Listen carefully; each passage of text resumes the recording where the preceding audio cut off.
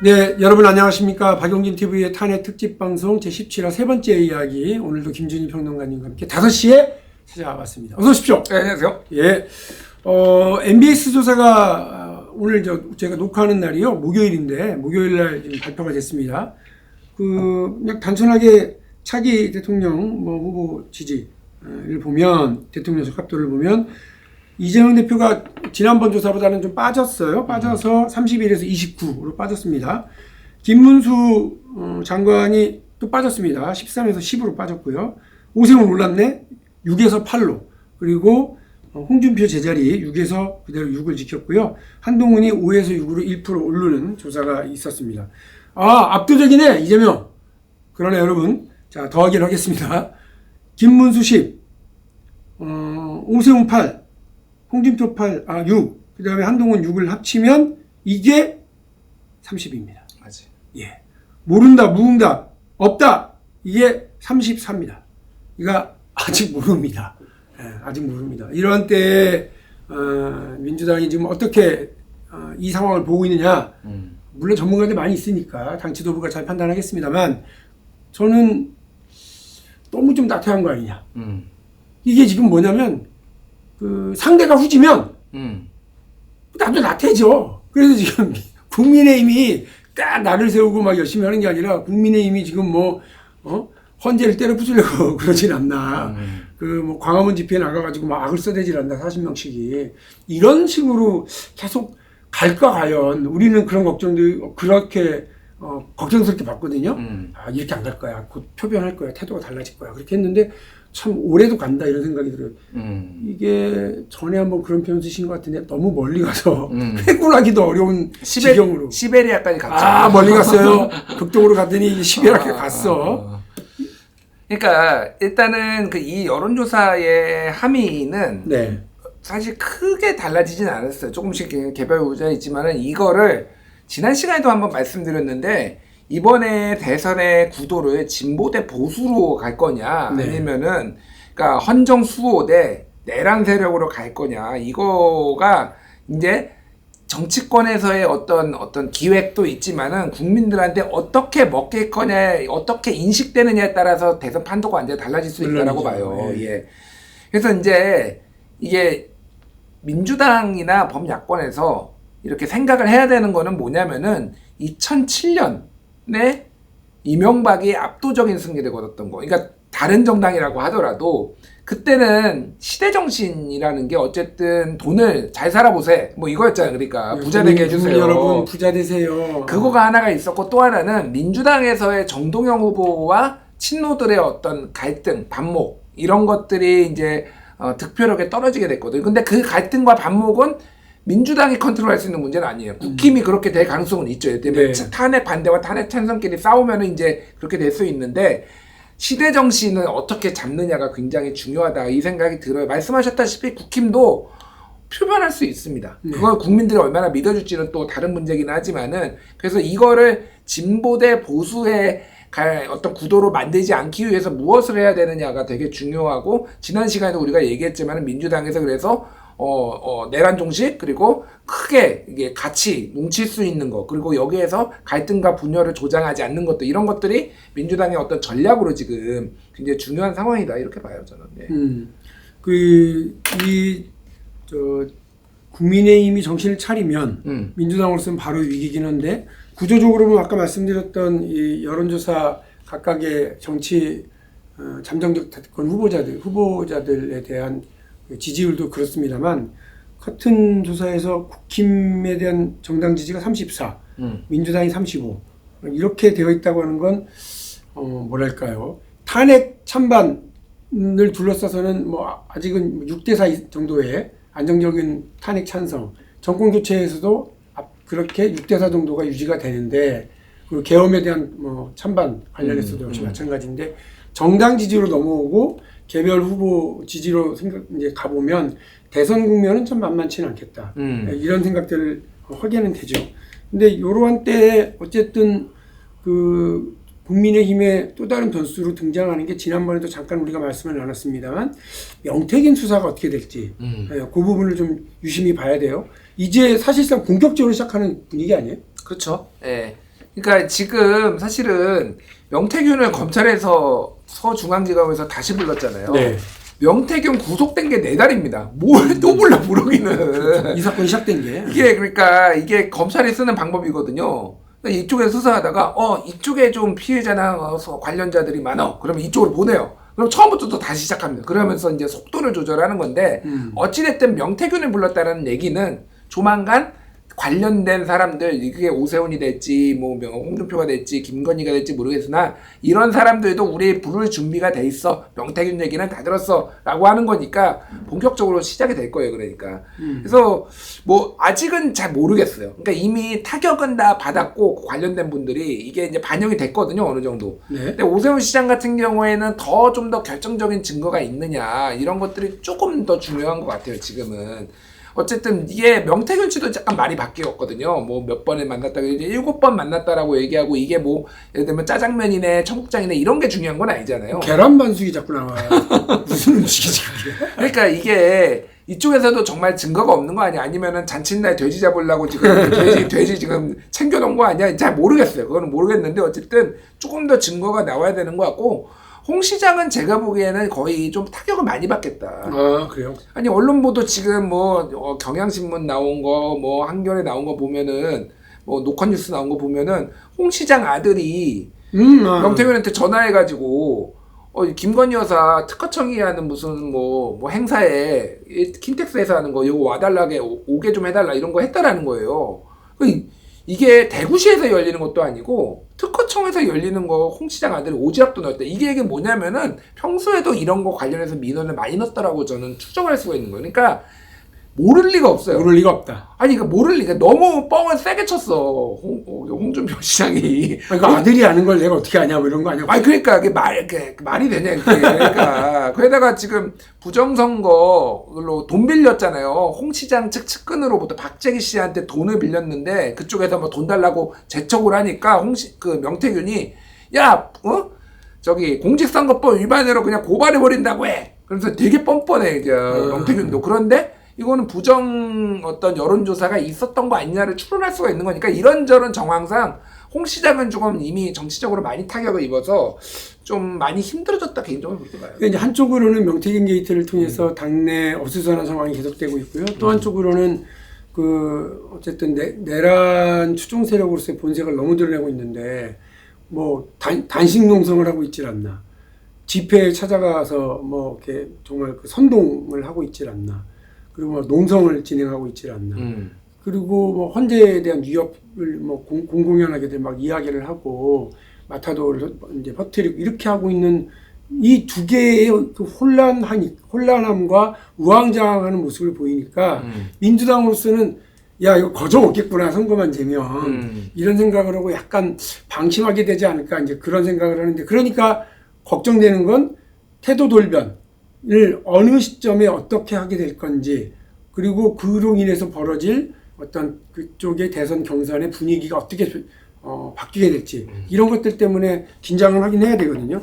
조기 대선이 이제 우리 방송을 보시는 시점으로 이번 주에 그 선고가 되게 되면 바로 그냥 2달 뒤니까 5월에 벌어지게 됩니다. 5월 뭐 초중순 뭐 이렇게 되는 거죠. 그럼 여러분 시간이 진짜 없어요. 그러면 발표되고 한 2, 3일 정도 국민의힘도 뭐 전화 뭐 이러면서 이제 뭐 억울합니다 이러고 이제 하겠죠.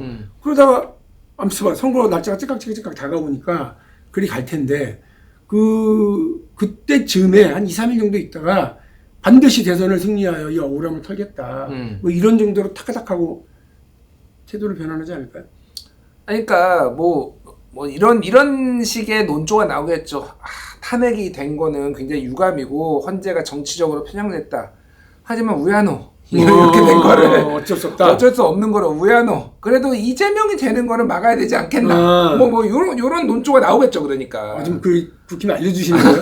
이렇게 해서 하면 된다? 아이 뭐 제가 저 정도 수준이 알아서 다 훌륭하게 하시는 분들인데 쌍권 뭐 박근혜도 찾아가고 잘하신다. 박근혜 찾아가게 뭔 도움이 됐다고 나는. 그러니까 제가 말하는 거는 그 정도의 태세 전환. 그러니까 뭐 윤석열이 잘못했습니다 이렇게 하기는 어렵지. 지금까지 스탠스로 봤을 때. 근데 어쨌든 이재명이 민주당이 집권하는 거는 막아야 되지 않겠냐라고 하면서 탄핵을 찬성했던 후보라도 우리가 이제는 품어야 된다라고 해서 그쪽에서 단합을 시도를 할 거니까 지도부가 나서가지고. 네.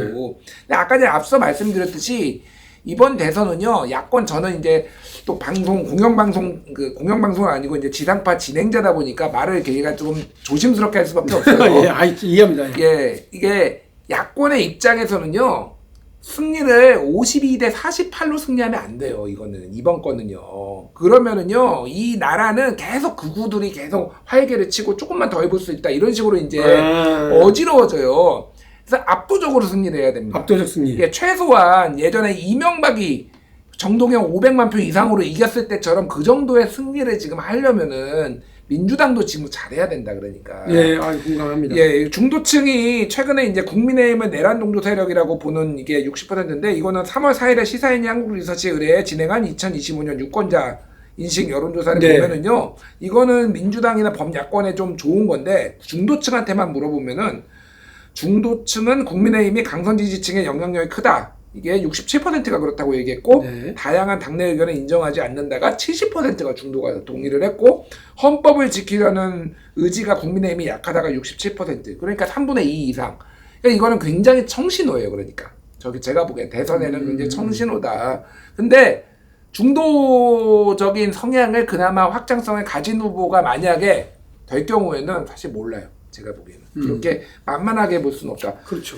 의원님이 최근에 그 뭐 MBN에 나가가지고 민주당이 경계해야 될 대선 후보 말씀하셨더라고요. 그리고 오세훈, 한동훈이 또 연합까지 하면은 이게 만만치 않을 수도 있다, 이런 얘기를 하셨는데요. 그건 어떻게 그거 보신 거예요? 그러니까 경선 방식에 따라 좀씩 다르긴 할 텐데요. 그냥 국민들 유권자들이 볼 때 제가 최근에 광화문 집회에 나가는 부모님을 모시고 있는 젊은 30대 청년하고 얘기를 했는데 어머니가 그렇게 얘기하셨대요. 한동훈이 후보가 되면 안 찍는다고 그랬대요. 김문수가 돼도 김문수면 찍고 한동훈이 되면 안 찍고 그리고 오세훈이 나가면 찍어주고. 그러니까 이분은 그러니까 광장에 나가는 분인데 이제 보수적인 분인데 그분도 오세훈까지는 되고 한동훈은 안 되는 거예요. 유승민은 물어보지도 못했대, 무서워서. 그러니까 그런 분위기를 보면 오세훈 정도가 주도권을 쥐고 한동훈과 연합해서 이렇게 나오게 되면 중도층으로서는 여기가 어떻게 보면 뭐 젊은 연대 또 뭐 중도에게 소구력이 있는 그런 연합 세력을 형성하지 않을까. 그리고 여기에 당연히 개헌을 고리로 하는 거예요. 개헌을 고리로 그렇게 하고 또 이준석을 막판에 이렇게 얹혀서 간다고 그러면 세대 결합, 보수와 중도의 결합, 그리고 뭐 이렇게 강성 지지층도 막 열렬하게는 아니지만 투표에는 참여하는 이런 형국이 만들어질 수 있지 않겠나. 민주당이 오히려 역포위 되고 51대 49 승부가 또 아슬아슬하게 만들어질 수 있지 않겠냐. 계엄과 탄핵 국면임에도 불구하고 그런 걱정이 확 들죠. 충분히 저는 개연성 있는 시나리오라고 봐요. 사실은 그 오세훈 시장이 장점이 있는 게 이제 명태균 게이트나 이런 거에 막 엮여 있고 하기는 하지만은 보수 진영 내에서 비호감도가 낮아요. 그래서 탄핵을 열렬하게 반대하시는 분들도 말씀하셨다시피 오세훈은 찍겠다라고 하거든요. 그래서 의원들이 지금 국민의힘에 오세훈한테 줄을 많이 서 있어요. 그러니까 가능성이 있다, 오세훈이. 지금 지지율이 김문수보다 덜 나오지만은 본선 경쟁력을 갔을 때 결국은 그런 식의 선택을 할 수도 있거든요, 분명히. 여기에 이제 몇 숟가락을 얹기 시작하면은 이준석이 웬만하면은 단일화를 안 할 가능성이 높다라고 저는 보는데 오세훈이면 할 수도 있겠다. 저는 이게 불가능한 시나리오는 아닌 것 같아요. 그러니까 이게 뭐 국민의힘의 그 예선과 본경선을 어떻게 치르는지 잘 모르는데 예전에 뭐 한 걸로 봐서는 국민 여론조사가 한 30, 한 뭐 많으면 50 정도 되겠죠. 그리고 당원 투표거든요. 여러분 당원 투표에서는 사실 조직력이고 말씀하신 것처럼 국민의힘의 의원들이 혹은 친윤이 전략적으로 오세훈을 선택한다고 그러면 지금 여론조사 분위기하고는 완전 다르게 나올 거거든요. 또 거꾸로 여론조사에서 압도한 사람이 경쟁력을 더 발휘하는 경우도 있는데 그때는 이제 이준석의 경우가 그렇죠. 이준석이 그 보수 진영의 내부에 탄핵을 건너야 된다. 지난번 박근혜 탄핵은 안타까운 일이지만 잘한 거다. 그렇게 할 수밖에 없었다라고 대구에서 그렇게 얘기를 해버렸잖아요. 그러니까 그때 이준석 의원이 이제 이준석이 당대표가 될 때 분위기가 어땠냐면은 이건 이준석이 본인이 얘기를 해준 거예요. 본인의 손을 대구에 갔는데 이준석의 이제 손을 그 나이 드신 지지자들이 딱 잡으면서 도대체 어떻게 하면 우리가 이길 수 있느냐. 너 지지해주면 되냐. 이런 얘기인데 이게 그러니까 2016년 총선부터 아슬아슬하게 졌지만 한석 차이로 2016년, 2017년 대선, 2018년 지방선거, 2020년 총선까지 한 4연패를 하니까 국힘 지지자들이 너무 급해진 거야. 그러니까 이준석이라도 뭐가 됐든 이길 수만 있으면 손에 잡을 수 있다라는 건데 지금의 분위기는 그때만큼 뭐 절박하지 않지만 어쨌든 민주당에 대한 어떤 적개심과 이재명 대표에 대한 비호감도가 이게 완전히 똘똘 뭉쳐있거든요. 그러니까 진짜로 윤석열 지지하다가도 야 이재명을 막을 수만 있으면 우리 무슨 짓이라도 할 수 있다. 이런 식의 기제가 작동할 가능성은 배제할 수 없어요. 그러니까 예, 맞아요. 그런 분위기를 민주당으로서는 늘 염두에 두고 걱정을 쌓아놓고 살아야 됩니다. 이게 다 기후에 불과하다. 지금 기후가 아니라 기후 할아버지까지 이렇게 모아놓고 진짜 걱정을 하면서 대비하고 준비를 해야 되는 것 아니냐. 한 가지 좀 확인을 할 게 있는데요. 예? 그 뉴스타파가 보도한 거래요. 근데 거기 보면 헌재에서 파면 결정이 났는데 조기 대선이 없을 수 있다는데 그 내용이 뭐냐면 최상목이 여야 간에 합의가 안 돼서 대통령 선거를 공고할 수가 없다. 그 저는 그냥 아예 농담이겠거니 했는데 그런 뉴스타파의 보도를 상당히 심각하게 보는 사람들이 있더라고요.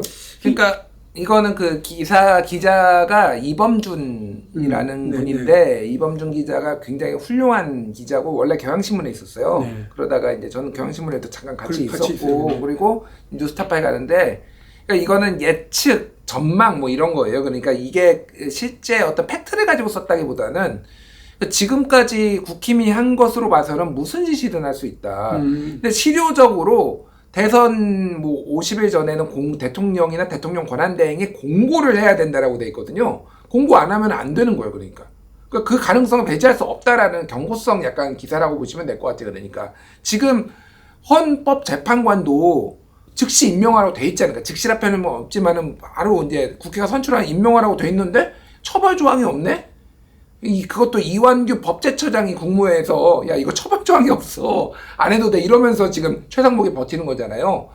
야 이재명 대법 판결까진 봐야지 이러면서 그냥 버텨 뭐 이렇게 할 가능성이 정말로 없는 것인가 라는 정도의 걸로 보시면 될 것 같은데 글쎄요 그게 이제 난리가 날 거예요. 그러면 진짜 나라가 뒤집어지기나 할 건데 게다가 윤석열 탄핵이 된 거가 그거 전제로 하는 거니까 우리가 지금 되게 기계적으로 단순하게 생각했구나. 그러니까 예를 들어서 뭐 4월 1일 날 파면이 되면 60일 뒤니까 뭐 아주 예를 들면 단순하게 볼게요.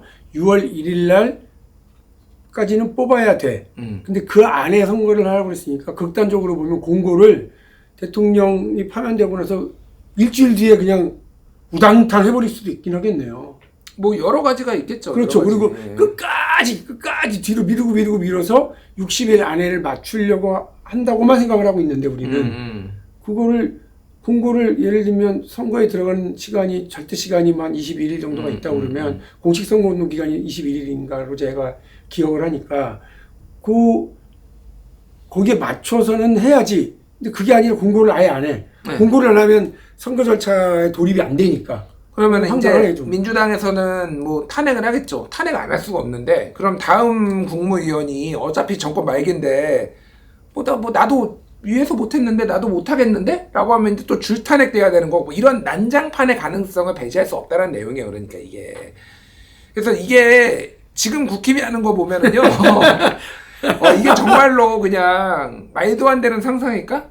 저는 이게 진짜 어떻게 될지 몰라요. 그러니까 뭐가 됐든 그래서 압도적인 여론으로 이겨야 되고 그런 여론을 하기 위해서는 당뿐만이 아니라 전체적으로 분열되지 않고 잘 이거 내란 종식 세력들이 다 같이 뭉쳐야 된다는 얘기를 제가 그래서 계속하는 거예요. 그러니까 이게 되게 심각한 문제가 될 수도 있어요. 심각한 문제가 있을 무슨 일이 벌어질지 모른다. 그러니까 분열의 언어를 좀 쓰지 말자 우리는. 네. 우리라고 하면 안 되고 그쪽 당은. 네. 저는 당원이 당적을 가져본 적이 한 번도 없다. 아무도 그렇게 생각하지 않습니다. 예.